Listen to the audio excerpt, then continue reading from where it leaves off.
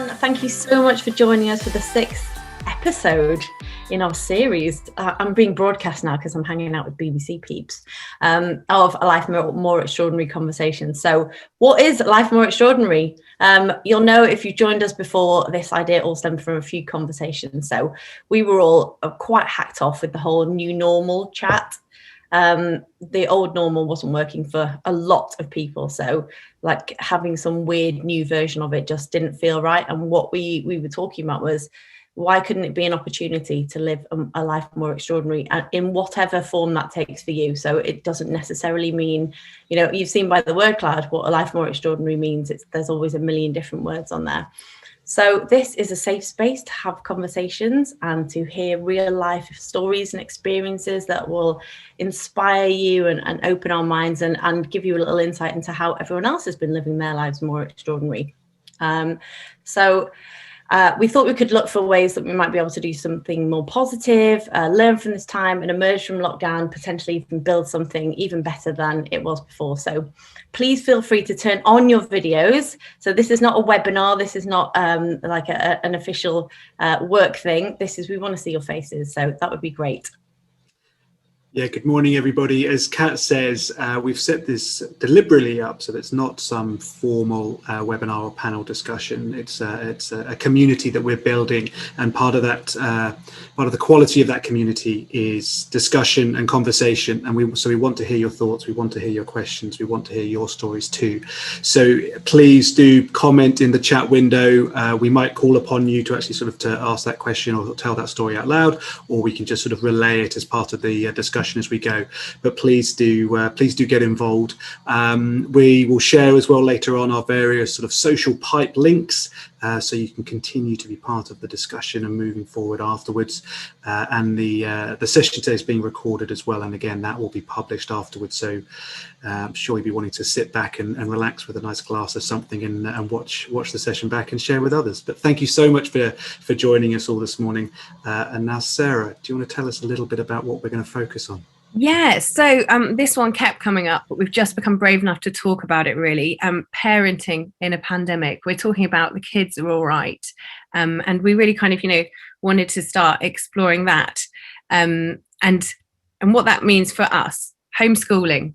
Were you more Miss Hannigan than Mary Poppins? Maybe it was like kind of more walks and an opportunity for more quality time for you. Or kind of, actually, was it just much more screen time? So how well did our homes shape up to this kind of schoolwork life collide of lockdown, and what can we learn from these times, and how our children and how we can support them better beyond? So we've got some really, really exciting panelists today with 20 years of experience in education and 4 children of her own. This is the sort of expert we all could have done with, actually, isn't it, in our homes when this all kicked off. Rachel Vecht, using their sporting and teaching backgrounds to help tackle well-being in schools through tech. John Ford and Jeremy Belas from UHQ. And after a life-changing year, we have an entire family of Boletos. You can see Leah and Ricky there, but I can also tell you exclusively, Enzo and Lucia are in the background. They'll be joining us and talking about how you share the story of COVID on Newsround. So yeah, should we meet them? Yeah, so hi everyone. Let's meet everybody. Let's start with Rachel. So please give us a hint of what you're going to be talking about today and why this topic is so important to you. I mean, mum of 4, you've obviously got a lot to add. Yeah, so thank you for having me. My background actually used to be as a primary school teacher. So I'd worked with a lot of other people's kids before having my own. And then it was 20 years ago when I had my first child, I realised that so many parents used to say, how do you get the kids to listen so well in the classroom? And I was like, that's because they're not mine. And I found myself giving so much guidance to parents that I founded a business called Educating Matters. And I ended up leaving teaching. It wasn't the plan. And I've spent, the last 20 years supporting parents, mainly in a corporate setting, with all aspects of raising and educating children. So, and it doesn't mean that I've got it all right all the time myself, but I've got a good sense of what works well. I feel like you probably had it better than I did. I was definitely the Miss Hannigan looking for the gin and kind of really hoping that I could channel a bit more Julie Andrews. So I was like, Anyway, less about that. Ricky and Leah. So you had to wrestle with sharing the story of COVID on screen and welcome a new baby. Tell us a bit more about you and in your background, why this subject's so important to you. So Leah and I, we met at the BBC 11 years ago. We've been working at Newsround ever since then as presenters and reporters. We moved from London to Salford for 7 years when the BBC did a big move up to create Media City. And over the last 12 months, we've been reporting on the pandemic to try and explain it to young children. We've had another baby in the last 12 months. Yeah, Lucia was born during the first lockdown in the April, where cases were peaking, where partners couldn't attend birth or scans, which was difficult. And I actually drove myself to hospital when my waters broke because Ricky was at Benzo because it was 4 a.m. So yeah, fun times. Fun. A great year it's been. Wow. And Lucia's just turned 1, hasn't she? Yeah, she just turned 1 and she's just woken up actually. Oh, cool. That's the monitor. That's meant to be a baby monitor. Yeah, this is in real lifetime, isn't it? Wow, that's going to be fun. She can come and join us too. I'll get her. And it is an exclusive to possibly have the best looking family in the world on today. So thank you. Your children are scrumptious. So thank you for joining us, and we'll dig into a bit of that too. I can't believe you drove yourself to the hospital. No. Absolutely epic. Like how long are we talking? How long was that journey? So it was Bolton Hospital and we lived about 15 minutes away. So I just thought within that gap, nothing's going to happen. Wow. Enough. It was born 24 hours later. Amazing. I tell you what, speed bumps is what on the way to the hospital. We just bought a new car as well, so I was really quite worried about the worried about resale. Great. Romantic. I love it. Jez and John, let's meet you. Please tell us about your amazing life on time and why it became so important during lockdown. Hi, yeah, so I'm John Ford. I'm the founder of Life on Time. We developed, or over the last couple of years, we've been developing an app. I've been very much into my psychology for the whole of my life with sport. I've come from a very sporting background with a professional golfer as a brother and a professional footballer as a father. So I was always into sort of mental health and psychology and that type of thing. I connected with Jez, one of my friends from university, a couple of years ago. So this was all before lockdown. And just coincidentally, we sort of started talking about how potentially we could build an app for kids to help their well-being and for schools especially. So that's what we started our adventure on a couple of years ago. And it combined, when it went live, we went live with it in September. So September last year was obviously when cases were starting to rise, schools were sort of shutting all over the place, and we were inundated. I think January we had sort of something like 200 inquiries in the space of a week for our app because we were offering it for free during lockdown. And it really has helped. Hopefully, quite a few schools. We had schools from all over the world getting in contact with us. So yeah, we hope we've helped. We're still developing it, but Jez is actually using it in his school, so it'd be interesting to hear, from Jez how obviously it helped. And yeah, hi, I'm Jess Jesbas. I'm a director of sport at an independent school in Berkshire. And like John said, since the pandemic, I think we've helped develop this app, which is all based around helping children in schools as much as possible. Background, obviously 15 years of teaching, and just interesting that there's been this huge shift for me as a teacher into wellbeing. Dad of 2 as well, 2 crazy boys, which at the moment they're behaving themselves, and hopefully they'll continue to do that. And yeah, it's been a really bit cliched, but a really cool journey with John over the last couple of years to see and delve more into what we're doing and how the app that we're developing can help children cope with what's going on in the world and help them lead meaningful and fulfilled lives in the future. Excellent. Well, we've got a really extraordinary panel, so brilliant to have you with us, guys. So let's just start digging into that. I really do need to go back and kind of know how badly I got it wrong with homeschooling. So Rachel, can I come to you first? I mean, we all needed to sort of channel you, turn to kind of educating matters, think about our well-being and our homeschooling. How was it for you?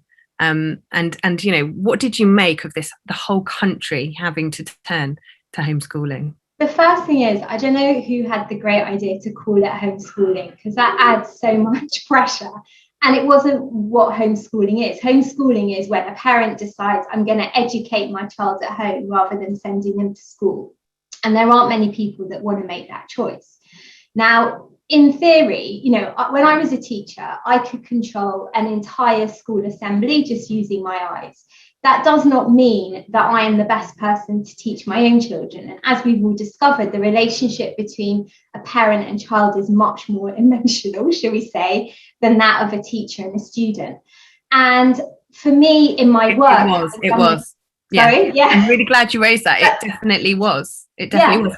And I don't think you're ever really meant to be, as a parent, as in parent and teacher and work and work as well, and at work as well. It's not. And my problem was, to be honest, at times I was racked with guilt, because for my work, it's the busiest period I've ever had. So I was doing sometimes 6 webinars a day for parents around the world.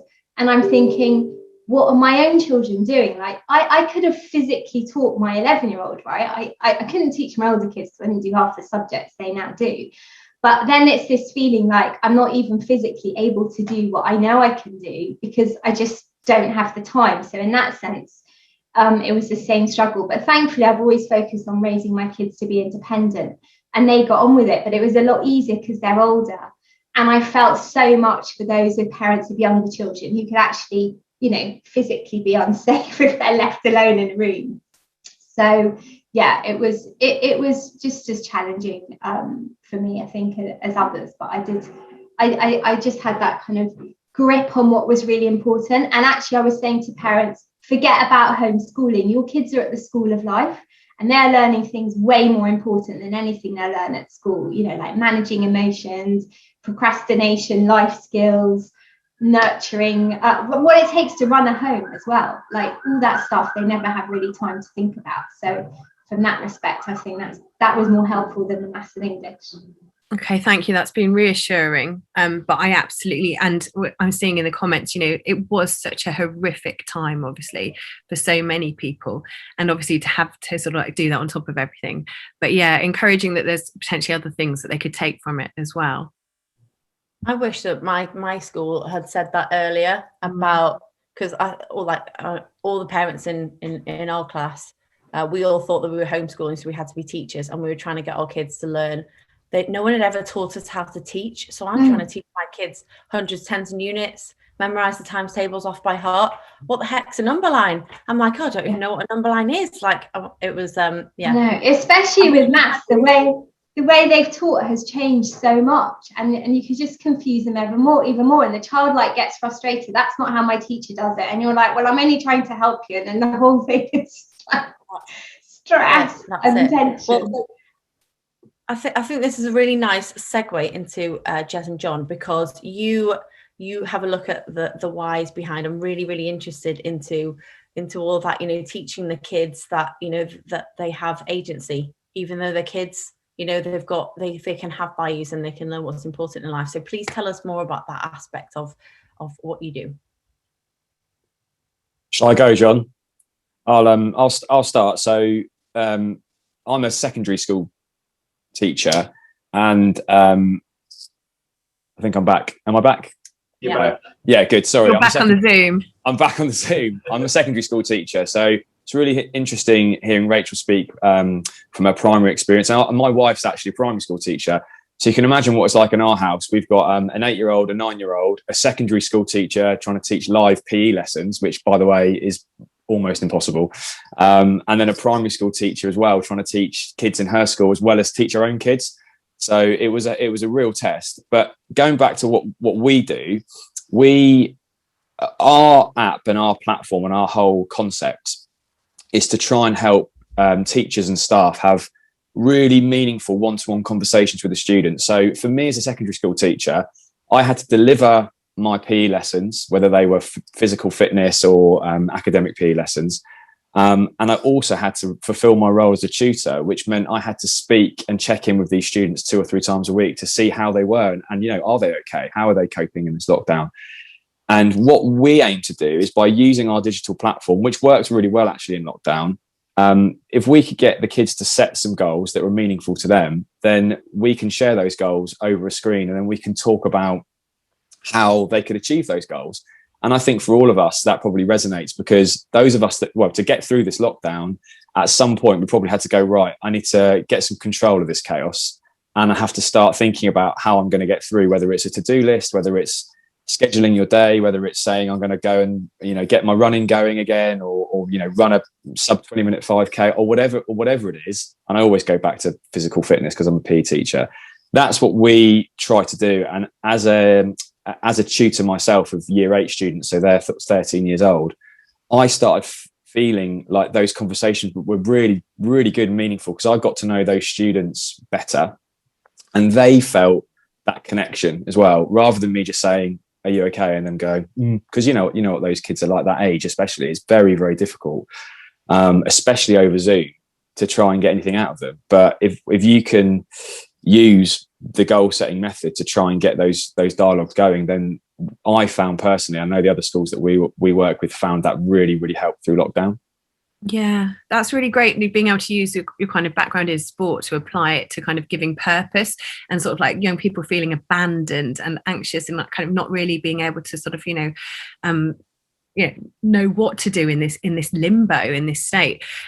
Leah has had to dash off, I can see, I think because the kids maybe aren't all right, but she's just looking after, just checking in, but will be joining us. Ricky, you were presenting on Newsround through this, and wrestling with kind of teaching young people about COVID and sharing the story of coronavirus. What was it like having that responsibility and taking that home?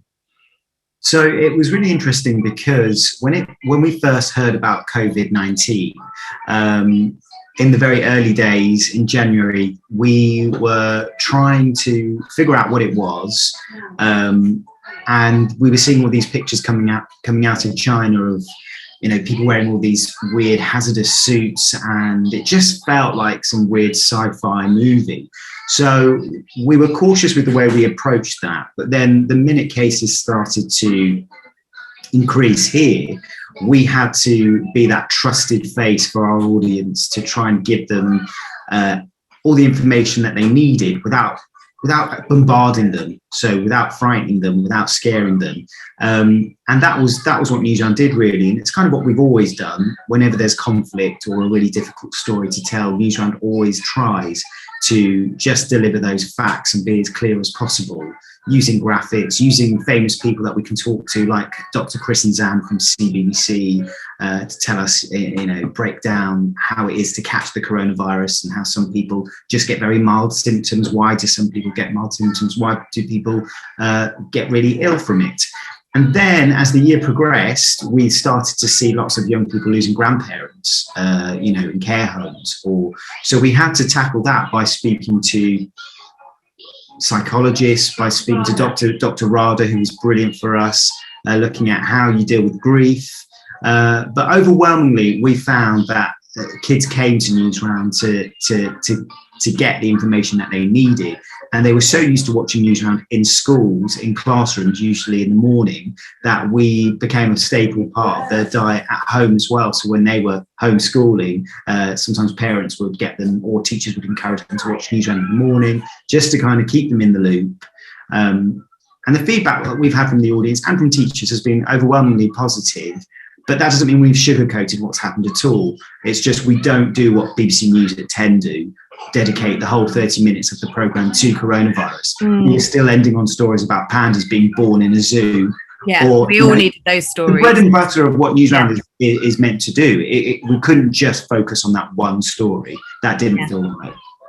And with you kind of, I've seen in the chat that Nick Barnett's just put, did you notice increased anxiety in your own children? Because obviously what you were bringing home, I know Lucia and Enzo are 1 and 4, aren't they? But, how did you feel the need to protect them from it? Actually, that's a really good point. So Enzo is 3.5. It got to the point where he was using a lot of play, talking about wearing masks, and he was quite aware, because we obviously said you can't go to nursery now because of coronavirus. Even though we were key workers as journalists, we just decided, because Leah was pregnant, that it was safer for us to just stay at home as much as we could. So I did definitely notice some levels of anxiety, but we've been very lucky in that respect that we've not had to do any homeschooling. We've talked about it as much as we possibly can to relay any fears he may have. But it's been quite gentle, you know, just talking about it in play. Sometimes randomly he'd be like saying, "Is there coronavirus in the tree?" And we'd be like, where did he get that from? But we've been lucky in that respect. When we're working, we try and get into another room, into a zone where we don't have to have the kids interfering too much. And that seemed to have worked. Yeah. I love that you've got kind of CBBC on in the background as well right now, because it just really shows. I know, I love it. I love that it shows kind of this work-life collision that we've all been having to navigate. Hi, is this Lucia? This is Lucia, yes. Oh my goodness, just woken up and we're hitting you straight on Zoom. Hello, gorgeous. Yeah, exactly. You're beautiful. This is a life more extraordinary. Hi. Yeah, that you've woken up to a life more extraordinary. Exactly, and you're live. Oh my goodness!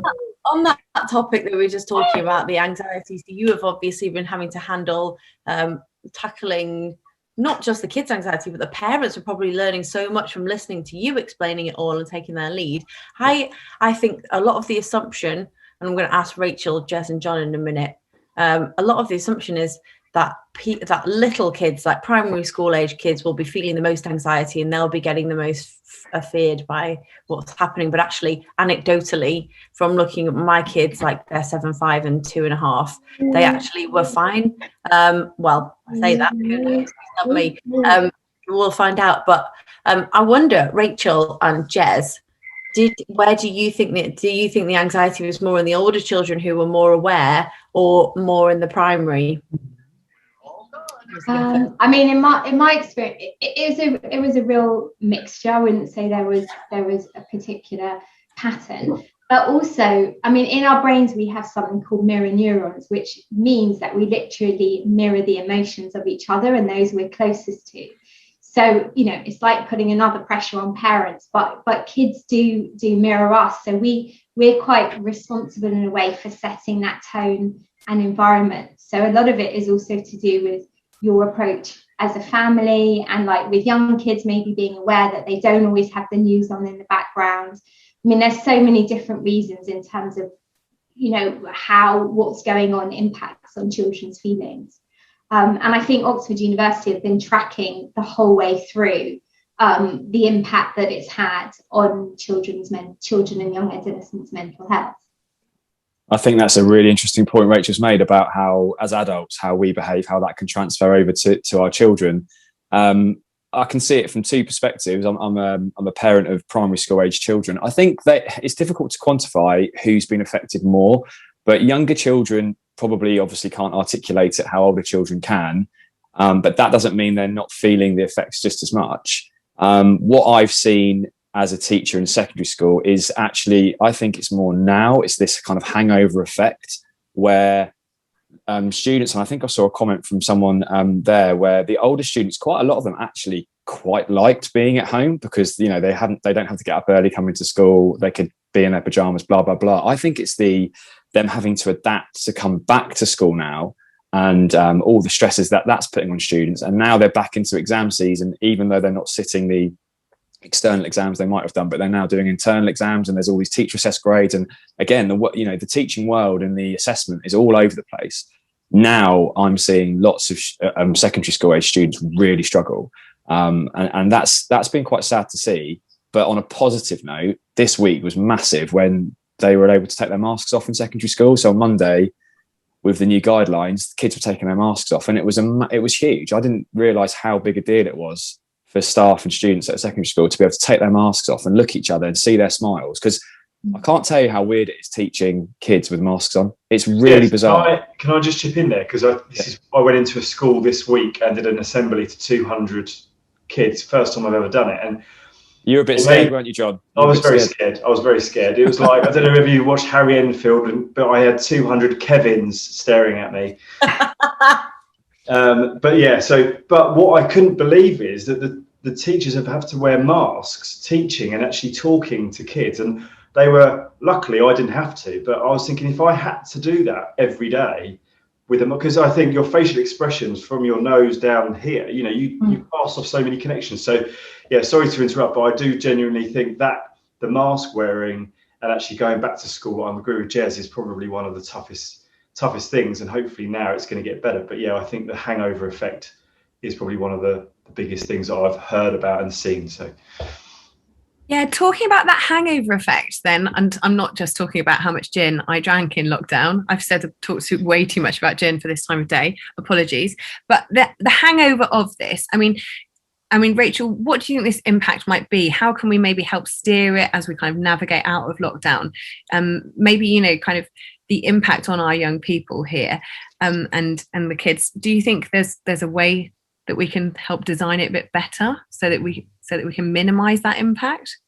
No, I mean, there's kind of two areas as we've been speaking about, both of them, their education and their well-being.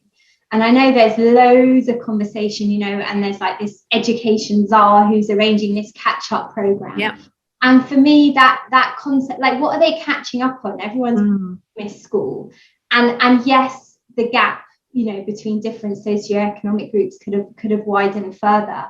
But I'm hoping, like, from the education side of things, I'm hoping this will accelerate real change, because frankly, I mean, this is another panel discussion, but a lot of the education system we currently have is Victorian, it's based on rote learning, and it's frankly not setting up our children with the skills that they need actually for jobs that haven't been invented. So I'm less concerned about the education side, and kids have learned to be self-led learners and more independent, which is a real positive.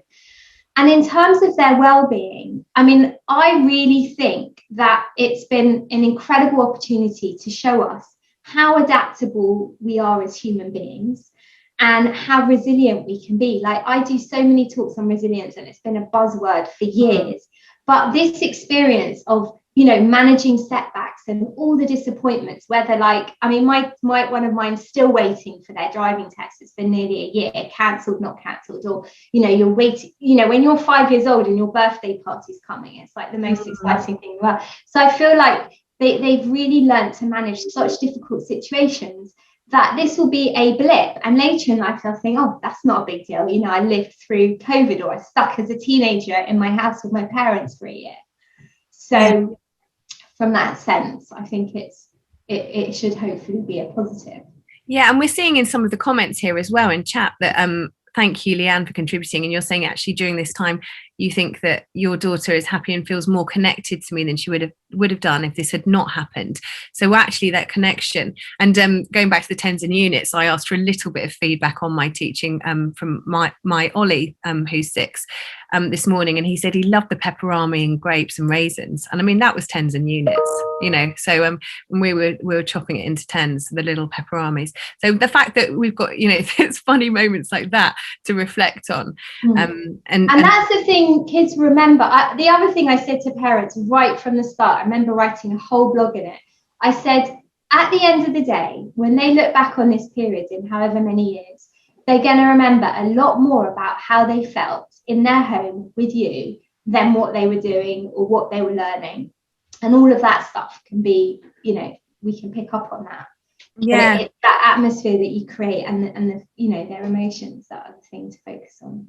Sarah, can I just add something there to what Rachel said? Because I think the big opportunity with this, and a lot of it will be government driven, is to try and shift the emphasis away from academia for all kids, primary and secondary, and really try and shift back to well-being and the soft skills that Rachel was talking about, and those things that really will help them become the people they want to become.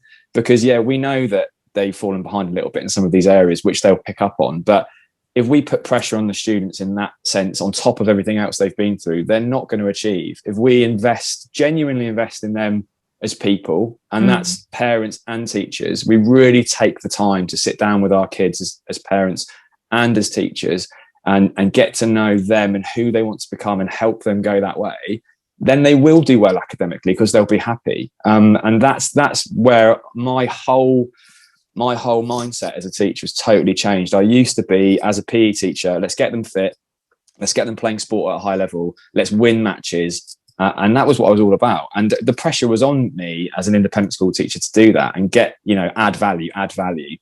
But now we really do need to add value on the wellbeing side. We need to really think about how we can help these kids become the people they want to become. And, there's obviously lots of really complicated ways of doing that and psychological principles, but a lot of it is just about giving them time. Yeah. Wow. And to be able to learn, their social and emotional well-being has to come first. Because if they're not in that mindset you were talking about, in that frame of mind, nothing's going to sink in. And so what they've learned in this period, way more important than IQ, great exam grades, is then they're developing emotional intelligence. They're learning how to manage and articulate fear, anxiety, boredom, frustration. And again, that is what enables them to succeed in life, in relationships, communicating. And it's way more important than what you got in your GCSEs and A-levels. I'm not telling my kids that because they're doing them at the moment. Yeah. Truth. But we know that that's the truth. Yeah. Okay. What we find, just to finish off on that, is what I'm finding out, because I'm speaking to the schools trying to implement what Jess has just said is basically what we're going to schools with. We're going in there to say, this is what we want to do, but we're almost pushing against a tide of academia and historical data of, we've got to teach kids in a certain way. And unless the government change what they're doing, it's almost like, it's really difficult. So we're sort of touching on the fringes here, but yeah, it's really, really important. And then I think that will help if there was ever something that happens again, like what's just happened, our kids will be far more better built for it, Yeah, and I think that's so interesting, actually, when we reflect on sort of like some of the key themes that have come out of every single Life More Extraordinary conversation we've had, the kind of the ideas of kind of well-being, it always comes up, the idea of well-being and kind of what you can do to build your resilience, really, and also the idea of gratitude as well. I can see in comments, Claire Goodman, I don't know if you wanted to just say, you've just said a really great phrase there about gratitude, and again, gratitude also comes in, so helping young people build goals, but also reflecting on kind of what's important to them, looking at their values.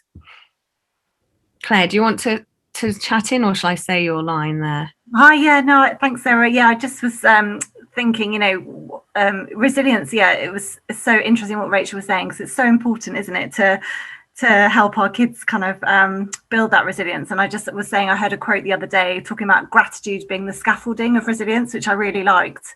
And we've, it's something that I'm really bad at. I can be sort of glass half empty, but it's something we've really learned as a family to do, is to sort of sit down every day and think about what are we thankful for, and kind of get our kids to think about 3 things, before they go to bed, and just building that as a habit. It's something we all need to do, but particularly something, it's a very practical, easy thing we can do with our kids to help build that sense of looking for the positive. Yeah, and we've had some of our guests talking about kind of gratitude journals and things like that have like come in through lockdown and things, and like people really kind of getting through each day. So kind of maybe that's building part of the resilience as well, and that kind of reflecting on their well-being and making sure that's an important part of the day too.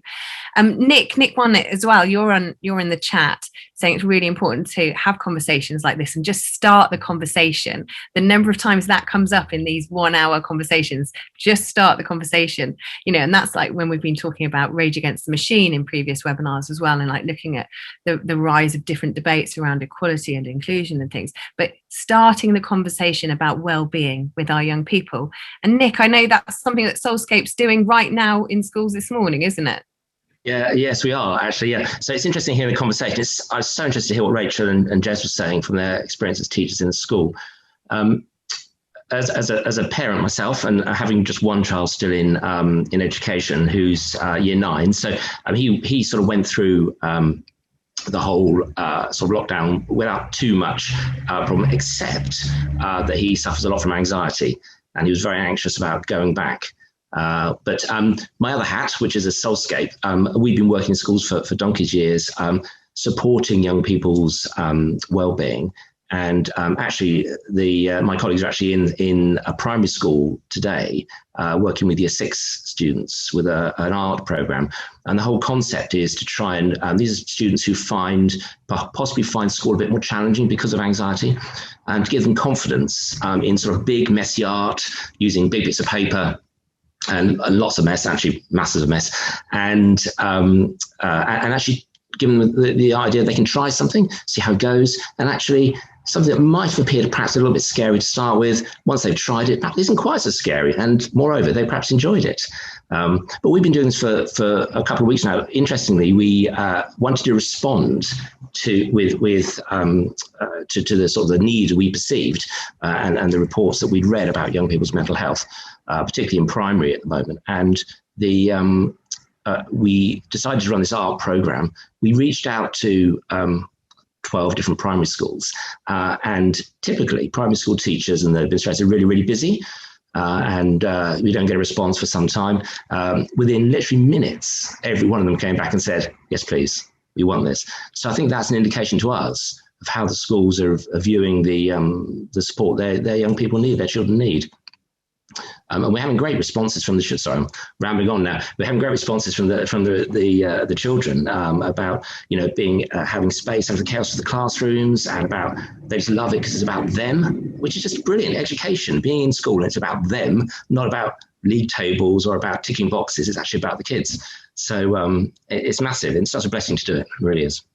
Amazing. I think that sounds absolutely wonderful. I really do wonder, the more we talk about this stuff, the more I wonder whether parents should go to parallel school to try and learn how to deal with this crazy world that we're living in and bringing up kids in such a time of high anxiety. I mean, I'm quite like up here on the wrong generally anyway, and I now worry about passing stuff on to our kids. You know, anxiety is such a term, isn't it, that kids are so familiar with. I didn't know what anxiety was when I was a kid, and yeah, it's I wanted to ask Ricky and Leah a question, but I'm absolutely loving watching. She's having some little baby porridge or baby rice there, and I'm thinking maybe this is not the best time. Is that maybe the question? Yeah. What? I wanted to ask you guys, talking about anxiety, so I want to hear more about, first of all, you drove yourself to the hospital while you were in labour, but also having a new baby and going through that experience. Was Ricky allowed there eventually with you, or did you have to do that by yourself? And how was it having a brand new baby when no one could come and visit you in that time when you usually have a house full of people bringing you mini muffins? I just realised quite early on that I had to see the positive in a situation that I couldn't change. So the first big hurdle was the scans, and we'd previously suffered a miscarriage, so any scan was always quite nerve-wracking. And I remember the 20-week scan, which is, you know, pretty hefty scan. You know, you're in there for a good 30 minutes before anyone's allowed in, and Ricky wasn't allowed in because we had Enzo, so I had to wait quite a long time before the sonographer said, you know, the baby's okay, everything's fine, and then I could get a message to him in the next room. And I quickly realised coronavirus isn't going away, cases are not going to suddenly stop falling, and so we'd had a conversation about what will happen when you go into labour. And Ricky's mum at the time lived 200 miles away, was self-isolating, and we said, well, she will come up and stay with Enzo. But of course, nothing really goes to plan when it comes to children. And it was 4 o'clock in the morning. I got up out of bed and my waters broke in quite a Hollywood style fashion. You know, it was so loud, it woke everyone up. And I just stood there because I thought, if I don't move, nothing will happen. After realising probably should get myself to hospital. And you go into autopilot, you realise you just have to get to the hospital, you have to put your trust in the team around you, and of course going in with a mask and not having that sort of familiar, you know, John and Jess have spoken about at schools, you know, kids not being able to see each other's smiles. It's the same when you went into hospital, you weren't able to see that midwife and that reassuring smile, or having that opportunity to hold someone's hand when you're going through the early stages of labour. So Ricky wasn't allowed to be there with me during the early stages, and actually that was quite quick. It was about an hour before I was 9 centimetres dilated, and I had to call him during a contraction to say, get to the hospital. she's on her way, she's going to come. And then Ricky was able to be there for about an hour before she arrived. So I was able to have that support and sparkly water that he was on request. And then he stayed for, you know, half an hour, and then I had a shower. We went up onto the ward and we were there for 4 days because she came 4 weeks early. So we had to stay in just as a precautionary measure. But it was tough, you know. But then the other side of that is that you get to hunker down, you get to be at home. We got to really establish a routine as a family of 4. We weren't going anywhere. The weather was great. We were in the garden. I could concentrate on feeding, and we've got a really lovely routine without visitors, without anyone, you know, coming around to hold the baby. I was able to establish breastfeeding in a way that I couldn't do with Enzo, and it was really special. On the other side of it, it was really special. That's amazing. And as if that wasn't enough, you also kind of relocated in lockdown as well, didn't you? So you kind of went through kind of bringing Lucia home at that, and kind of then decided, actually, let's relocate and move to a different part of the world and put Newsround in the garden. Yeah, so basically Newsround is on every morning on CBBC, and we provide content throughout the day on the website as well. It got to the point where everyone, the whole office, as with most newsrooms, everyone was asked to work from home. So I was working from home, and it transpired that actually I was probably getting more content done at home, interviews on Zoom, filming stuff out and about by myself. So we kind of were thinking for a long time we needed more support. We didn't have any family in Salford. We wanted to come back down south. It just meant that this was an opportunity to not actually have to leave my job. I could still work for Newsround but stay at home. So when we moved down south, we found a house which had this really lovely shed. The guy who used to live here would recondition golf clubs in it. And I was like, this would make a perfect makeshift studio. So that's what we did. And the BBC supported me to like put in a plasma screen, get some lights. I bought like a few other bits and bobs just to dress it all up nicely, painted it. And so that's kind of where we are at now. I don't know how long it will last for, but and it's pretty crap when it rains because you can hear the rain on the roof. You were maybe going to be in there today, weren't you? And it's just a bit too windy. Yeah, it's a bit too windy. I was going to try and share my screen and show you guys. Oh, here it is. What it looks like. Can you see our screen now? Yeah. This is basically.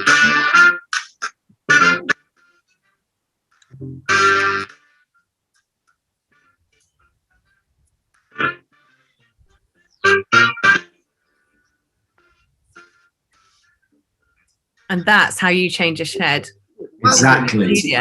So that's basically what became stories, and also somewhere I can get away, I suppose, from my 3-year-old and 8 on Newsround over the next few months. That's great. Do you think, can I just ask, because it was really interesting when you just said about you were able to sort of build a really lovely routine, Leah, and then also you were kind of able to physically build a studio. Do you think almost your response to what was going on around you was to almost cocoon the family and bring you all fire to my house with a box of fireworks? Wow. Okay.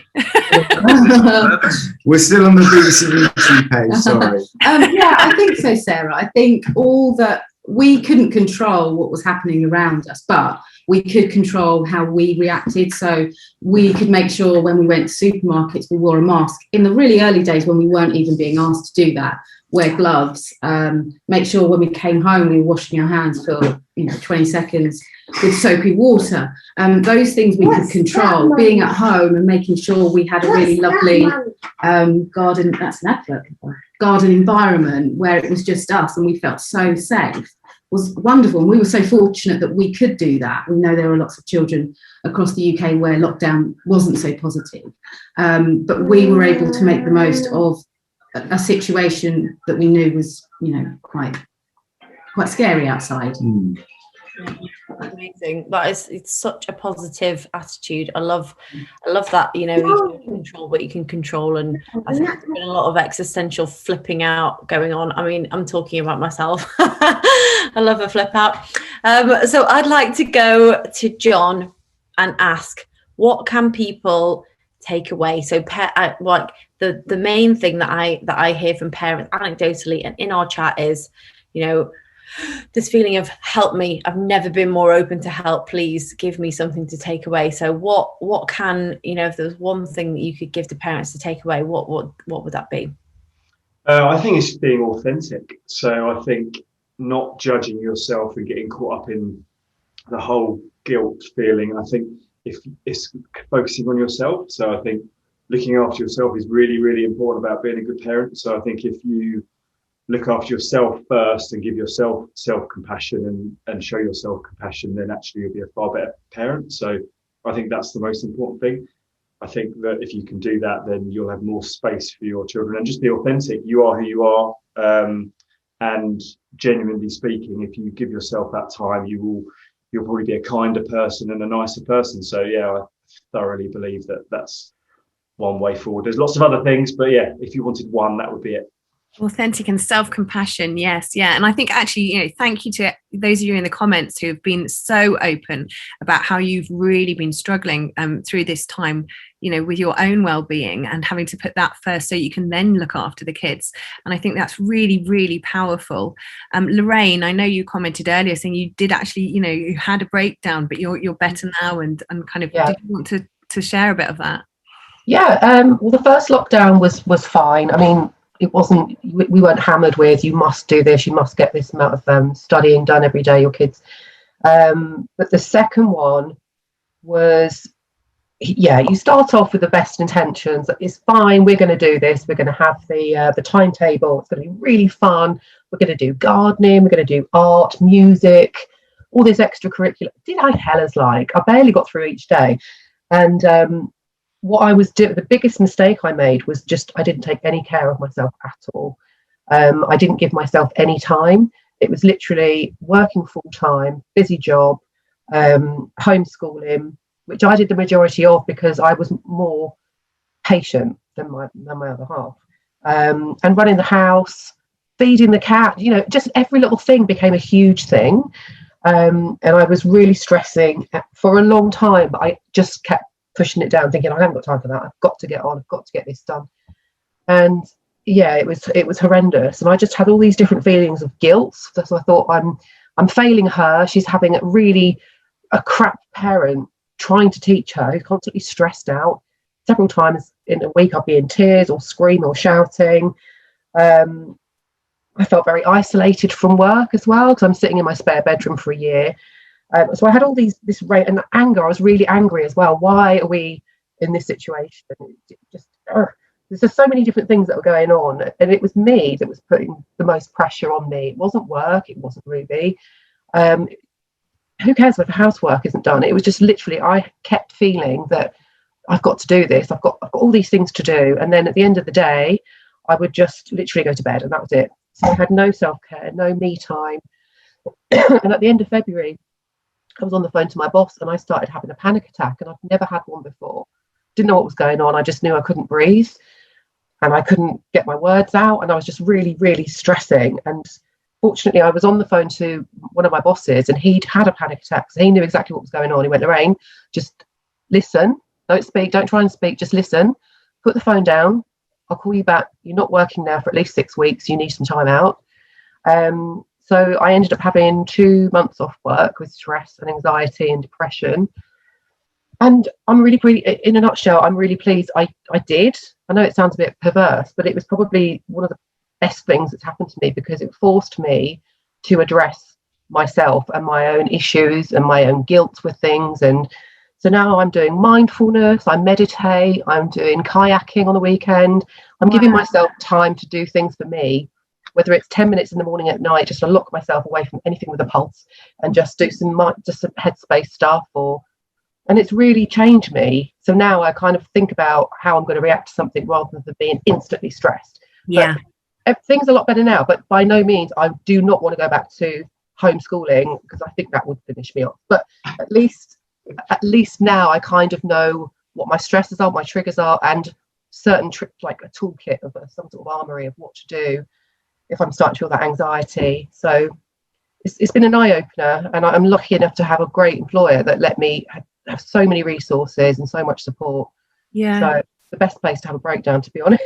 Oh, Lorraine, thank you so much. Thank you so much for sharing your story with us this morning. And I actually, I completely, and I know that anxiety, and I remember that moment. Actually, you just took me back to it in lockdown, where but that moment on social media where I saw everybody's amazingly brilliant coloured in. I mean, who had time for colouring in timetables that they were doing with their kids and their children and their planning? And I was, just trying to get through my Zoom meetings and hoping that my kids were all right.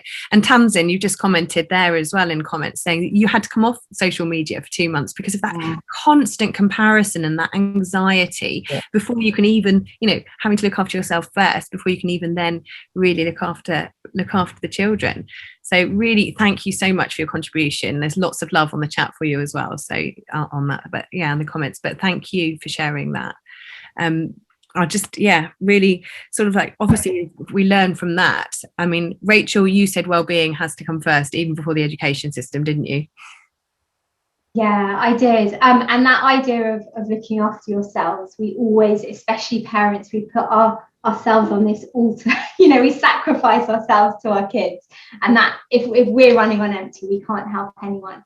I really think that the next few months are a golden opportunity, because I know it's been incredibly stressful, all the things we've talked about, but most parents I've spoken to have really appreciated the relation. Someone else mentioned it, that relationship and connection and time that they've had with their kids.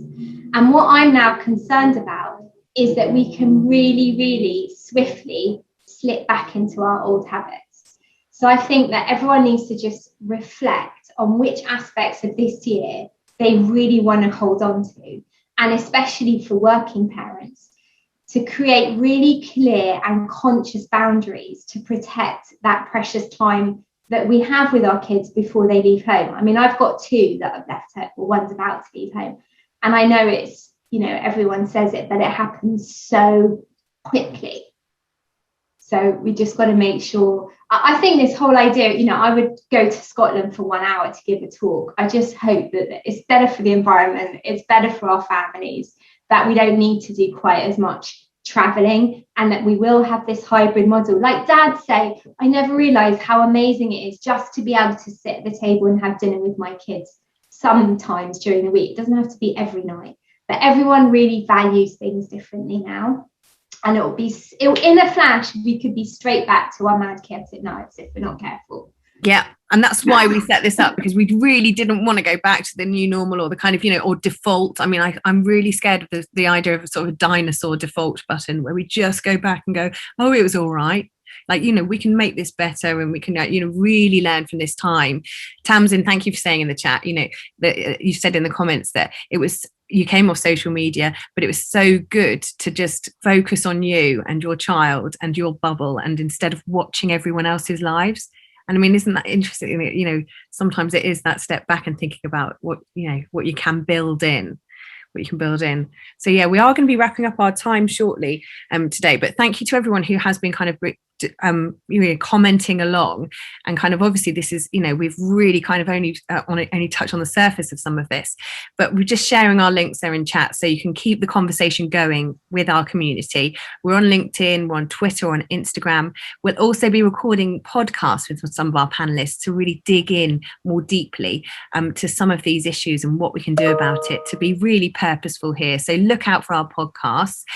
We do run these webinars monthly as well, and we're looking at sort of like a few other subjects coming up, so and we will sort of share a little mini feedback survey, and you can vote on what our next subject might be. We're looking at coming out of my cage and doing just fine. It's always important that they have an A2 song lyric, obviously, or some kind of lyric attached to them, but coming out of my cage and doing just fine, what can this extraordinary look like, the hybrid working beyond, and what can that look like as a potential topic. We're also looking at the show must go on, so looking at arts, the creative story and craft, the creative community, and what they've had to do to respond to lockdown as a future debate. But obviously there might be more issues we can look at around parents and children and kind of build that community out a bit more as well.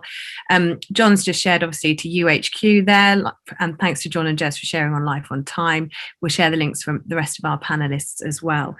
So yeah, thank you for all your comments and everything there, and thank you for joining us on Extraordinary, and thank you to our amazing panelists and for sharing your insights there, and for everybody who's just dropped the comments there. Hope it was a really valuable morning. Do go and have an extraordinary afternoon. A really, really great time. Thank you for the really kind of purposeful things that we can do. Any final words from our panelists here, the thoughts of what people can take away from today?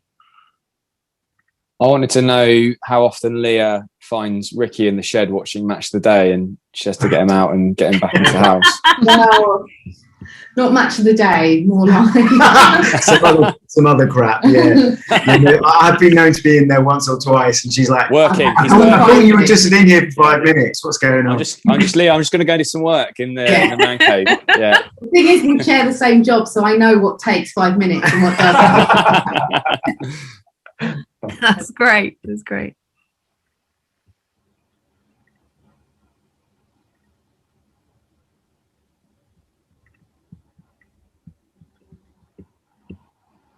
Right. Oh, look, lovely, well-behaved baby. Thank you. Great topics from Wendy. Very good. Awesome. Everybody have a great weekend. Thank you so much for joining us. We'll see you next time. Yeah, take care. See you next time, everyone. Thank you. Bye. Bye. Cheers, guys.